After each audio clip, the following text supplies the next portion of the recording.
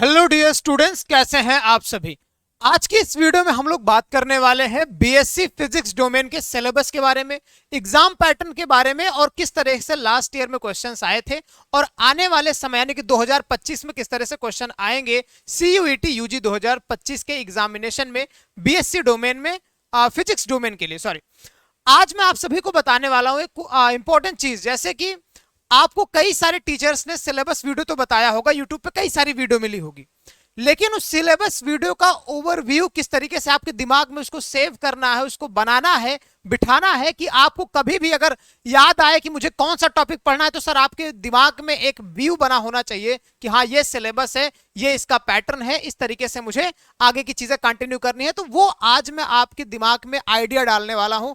आज मैं आपको सिलेबस यूं कहें कि याद दिलाने वाला हूं। आज आपको सिलेबस ऐसे होगा कि आप कभी भी अपनी आंखें खोलेंगे तो आपको आपका सिलेबस दिखने वाला है।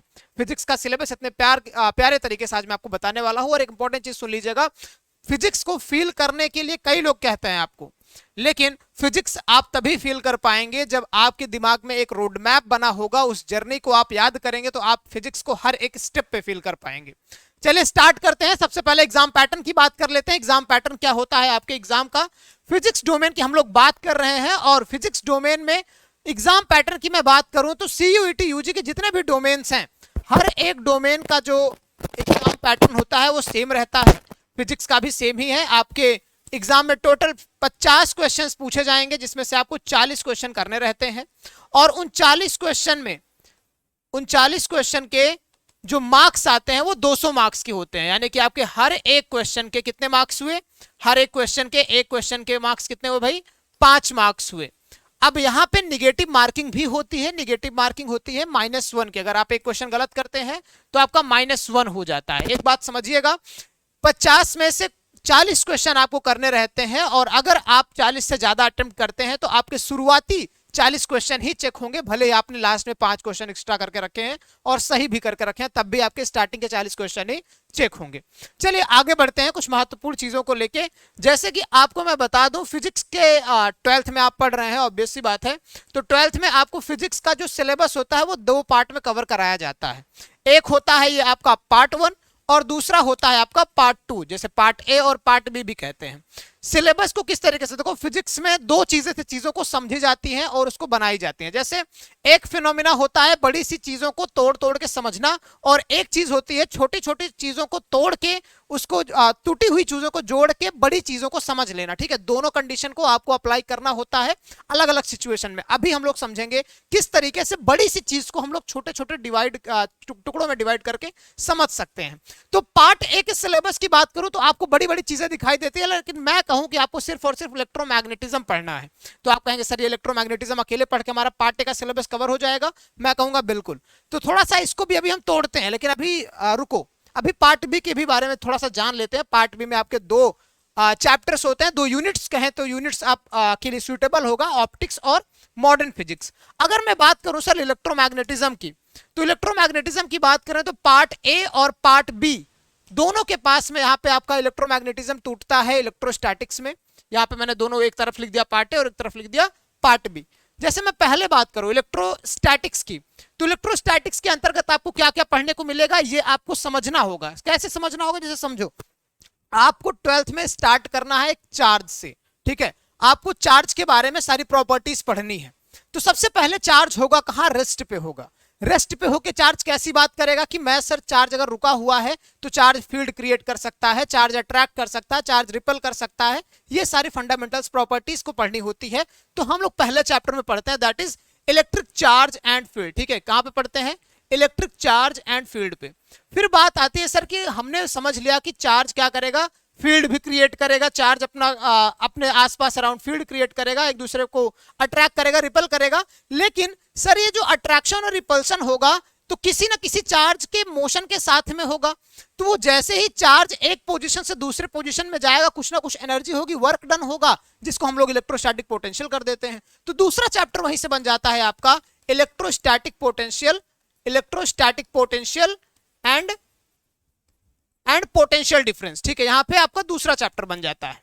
फिर हमने बात करी एनर्जी की कि सर चार्ज फ्लो किया, यानी कि एक अभी फ्लो नहीं कर रहा, सॉरी, चार्ज एक पोजीशन से दूसरे पोजीशन पे आया, वर्क डन हुआ, एनर्जी हुई, लेकिन अगर मैं इस एनर्जी को क्या स्टोर कर सकता हूं, क्या कोई ऐसी डिवाइस है? तो यहां पे फिर आंसर आया यस, कोई एक डिवाइस है जिससे आप चार्जेस को, एनर्जीज को स्टोर कर सकते हैं। तो एनर्जी को स्टोर करने के लिए हमने एक डिवाइस बनाया जिसको हम लोगों ने बोला क्या, कैपेसिटर। तो तीसरा चैप्टर यहां पे हम लोग क्या पढ़ेंगे, कैपेसिटर को लेके पढ़ेंगे। सर यहां पे क्या हुआ, आपका इलेक्ट्रोस्टैटिक्स खत्म हुआ, जी हाँ, आपका यहां पे इलेक्ट्रोस्टैटिक्स खत्म हुआ, फिर आ गया इलेक्ट्रोडायनामिक्स। इलेक्ट्रोडायनामिक्स आया और बताया गया कि सर जब चार्ज रुका हुआ था तो हमने ये तीनों चीजों के बारे में पढ़ा। अब चार्ज आपका चलने लगा है, अब चार्ज मैंने कहा कि भाई चलो अब तुम मोशन में आओ। अब चार्ज जब मोशन में आ गया तो उसके पास में कुछ और चीजें मिली, जैसे सबसे पहले चार्ज जब फ्लो किया यानी कि मोशन में आया, किसकी वजह से, इलेक्ट्रोस्टैटिक पोटेंशियल की वजह से, किस डिवाइस की वजह से, तो कैपेसिटर की वजह से। तो आ गया आपका करंट इलेक्ट्रिसिटी, चार्ज फ्लो किया तो करंट इलेक्ट्रिसिटी आ गया, अगला चैप्टर आपका बन गया यहां से करंट इलेक्ट्रिसिटी बन गया। जैसे ही करंट इलेक्ट्रिसिटी यहां पे जनरेट हुआ तो भाई फिर एक मन में क्वेश्चन आया कि सर करंट आपका जनरेट हो रहा है और गॉस लॉ, मतलब गॉस ने बताया कि भाई इसके आसपास मैग्नेटिक फील्ड क्रिएट हो रही है। तो यहां से फिर एक नया चैप्टर का निर्माण हुआ कि electric magnetic field due to current carrying wire, या magnetic field due to moving charges. ठीक है, तो यहाँ पे आपका एक नया चैप्टर जनरेट हो जाता है इसके आगे, क्या, इलेक्ट्रिक, यहाँ पे मैं बना देता हूं magnetic field, magnetic field, magnetic field due to electric current, समझो ऐसे इलेक्ट्रिक करंट। अब यहां पे सर आपका मैग्नेटिक फील्ड क्रिएट हुआ, समझ में आई बात, लेकिन ये मैग्नेटिक फील्ड आई कहां से? मैग्नेटिक फील्ड कहीं ना कहीं एटम से भी आपको देखने को मिलती है, किसी ना किसी स्पेसिफिक मैटर से भी देखने को मिलती है। तो जब हम लोगों ने मैटर के बारे में पढ़ना स्टार्ट किया तो आपका फिर एक नया चैप्टर बना, क्योंकि फिजिक्स का मतलब होता है डिटेलिंग, किसी चीज को आप कितने गहराई से पढ़ सकते हैं। तो यहाँ पे जैसे हम लोगों ने मैग्नेटिक फील्ड के बारे में थोड़ा सा पढ़ा कि इलेक्ट्रिक करंट से प्रोड्यूस हो रहा है, तो हम लोगों ने मैग्नेटिक फील्ड को डेप्थ में देखा कि भाई ये किस तरीके से मैटर की वजह से electric field, magnetic field generate होता है। तो हम वहां से हमारा नया चैप्टर जनरेट होता है magnetism and matter. Magnetism and matter में भी हम लोग देखते हैं किस तरीके से आपके अर्थ की मैग्नेटिज्म होती है। ठीक है, अर्थ मैग्नेटिज्म वगैरह को भी यहाँ पे देखते हैं मैग्नेटिज्म एंड मैटर में। फिर सर एक नया दिमाग लगाया गया कि भाई हमने देखा कि करंट से मैग्नेटिक फील्ड जनरेट हो रहा है, तो इसका रिवर्स प्रोसेस भी पॉसिबल है क्या? जैसा कि न्यूटन ने बताया था कि every action has an equal but opposite reaction, तो हर चीज का तो रिएक्शन पॉसिबल है और बराबर मात्रा में। तो क्या सर ऐसा हो सकता है क्या कि करंट से मैग्नेटिक फील्ड आ रहा तो मैग्नेटिक फील्ड से करंट भी आएगा? तो फिर बताया गया कि भाई फैराडे जी ने कहा हाँ ये पॉसिबल है। तो जैसे उन्होंने कहा कि पॉसिबल है, एक नया चैप्टर जन्म ले लिया। उस चैप्टर का क्या नाम हो गया? Electromagnetic induction. क्या? इलेक्ट्रोमैग्नेटिक इंडक्शन, जिसको हम लोग EMI बोलते हैं, EMI बोलते हैं। ठीक है, इधर लिखते हैं, थोड़ा पार्ट बी में नहीं घुसते हैं। ठीक है, कहाँ? EMI बोलते हैं। यहां से आपका इलेक्ट्रोमैग्नेटिक इंडक्शन आ गया। फिर सर हमने जब देखा कि इलेक्ट्रोमैग्नेटिक इंडक्शन हो रहा है, करंट निकल रहा है, तो करंट दो तरीके से निकलता है, एक डायरेक्ट करंट और एक अल्टरनेटिंग करंट। तो डायरेक्ट करंट को तो सभी जानते हैं, बहुत ही नॉर्मल सी चीज है, और इसके बारे में थोड़ा बहुत डिटेलिंग करके हम लोग आगे बढ़ते हैं क्योंकि बहुत ज्यादा डेप्थ में स्टडी नहीं है। लेकिन अल्टरनेटिंग करंट को लेके बात करी गई है, कई सारी थियरीज अल्टरनेटिंग करंट को लेके, कई सारे डिवाइसेस को लगा के अल्टरनेटिंग करंट को देखा जाता है। तो यहाँ पे हमारा नया चैप्टर आ जाता है अल्टरनेटिंग करंट का।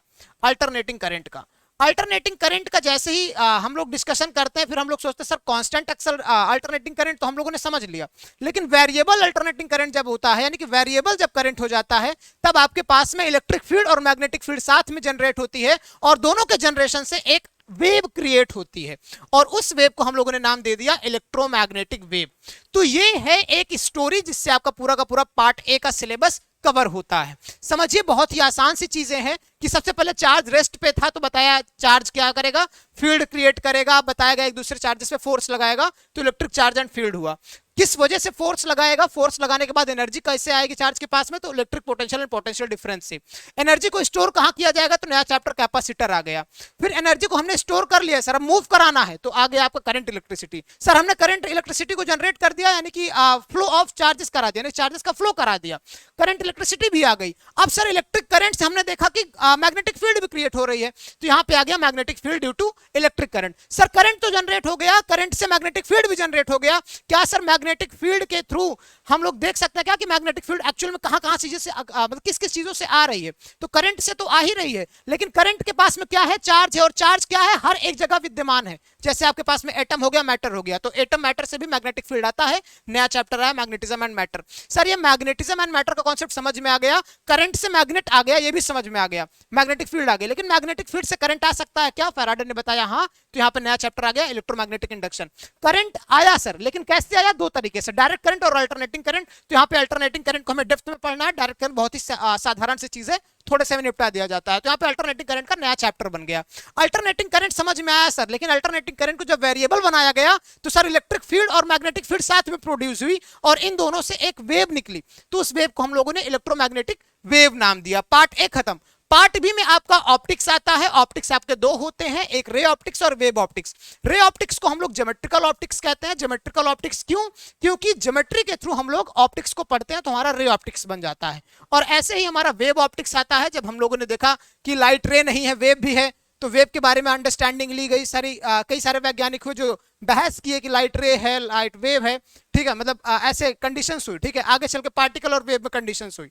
तो यहाँ पे हम लोगों ने पढ़ा वेव ऑप्टिक्स के बारे में। फिर आपका पूरा का पूरा मॉडर्न फिजिक्स आ जाता है। कहा जाता है भाई मॉडर्न फिजिक्स। आगे ऐसे बढ़ते हैं, आपको दिखाते हैं। देखिए ऑप्टिक्स आया, ऑप्टिक्स के बाद मॉडर्न फिजिक्स। मॉडर्न फिजिक्स में क्या क्या चीजें हैं, ड्यूअल नेचर ऑफ लाइट को पढ़ाया गया, ठीक है। ड्यूअल नेचर ऑफ लाइट क्या, जहां पे लाइट के बारे में डिबेट हुआ कि लाइट वेव है या पार्टिकल है। उसके बाद आगे पढ़ेंगे तो आपको बताया जाएगा कि किस तरीके से आपका सेमीकंडक्टर प्रोड्यूस हुआ, सेमीकंडक्टर से कम्युनिकेशन डिवाइसेस कैसे बनी, और उसके बाद में लॉजिक गेट्स वगैरह का कॉन्सेप्ट आपको पढ़ाया जाता है। ये पूरा का पूरा मॉडर्न फिजिक्स का सिलेबस होता है।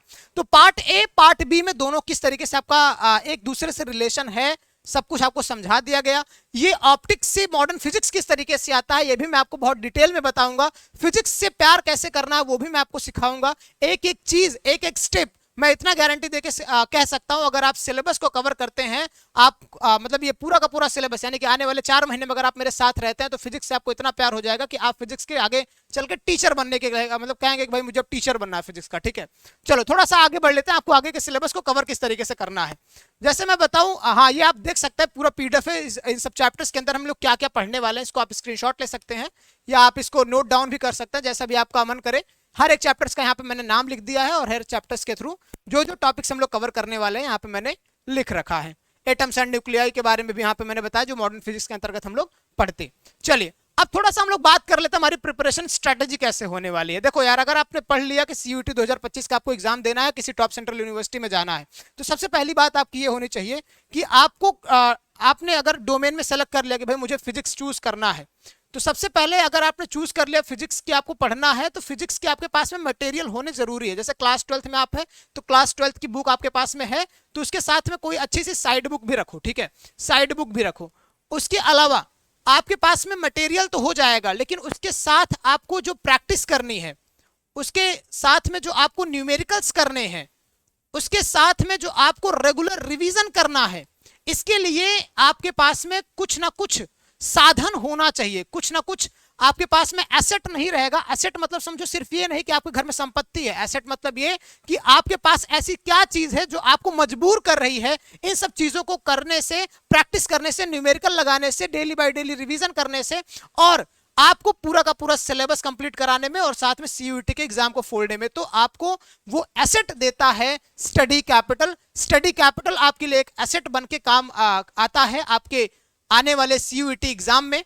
तो आपको करना सिर्फ इतना है, मैं थोड़ा सा आपको बता देता हूं, करना सिर्फ आपको इतना है कि हमारे स्टडी कैपिटल का ऐप है CUET study capital, play store पे जाके सर्च करना है, लॉगिन करना है। वहां पे अगर आप पहले कैंडिडेट हैं तो आपको रजिस्टर करना पड़ेगा। रजिस्टर करने के बाद आप देखेंगे कि आपको अलग अलग बटन्स दिखेंगे, उसमें एक बटन होगा सीयूईटी यूजी 2025 का, उस पर आप टैप करेंगे तो आपको कर्तव्य बैच दिखेगा। कर्तव्य बैच का लोगो कुछ आपको ऐसा दिखने वाला है, बीएससी मैथ बायो एजी यहाँ पे आपको दिखेगा। अगर आप बीएससी मैथ के लिए प्रिपेयर करना चाहते हैं तब भी आपको फिजिक्स डोमेन की जरूरत पड़ेगी, बीएससी बायो के लिए करना चाहते हैं तब भी आपको फिजिक्स की जरूरत पड़ेगी, बीएससी एजी के लिए भी।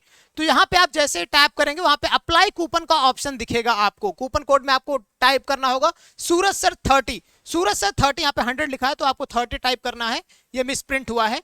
जैसे आप टाइप करते हैं आपको कोर्स की प्राइस में 30% ऑफ मिलेगा, और ये अगर आप ये सिलेबस वीडियो देख के जाते हैं तभी आपको ऑफ मिलने वाला है। तो जल्दी से जाइए, टैप करिए बाय नाउ के ऑप्शंस पे और बाय नाउ के ऑप्शन पे, और कर्तव्य बैच में एनरोल होइए। Wish all the very best, पढ़ाई करते रहिए और आगे बढ़ते रहिए। मिलते हैं आपसे क्लासरूम में। Bye bye.